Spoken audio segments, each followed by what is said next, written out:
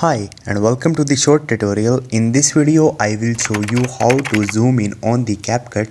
So if you want to zoom in on the Capcut, watch this video till the end and you have to follow the same procedure. And if this video really helps you out, do subscribe to my channel. So first of all, you have to open your Capcut mobile application and import a clip you want to apply a zoom in effect. So once you will do it, here you will see a clip.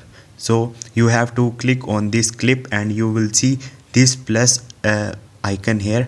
So you have to first of all split this clip from where you want to apply a zoom in effect. So I just do it now. Select this clip and click on this plus icon.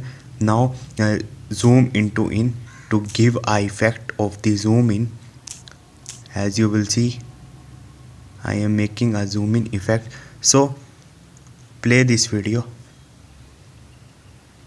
And this is the procedure. Now again split it to give again a zoom in effect. So this is the way. Hope this video will helpful for you. If you have any question, you can ask me in the comment section and don't forget to subscribe my channel. Thank you.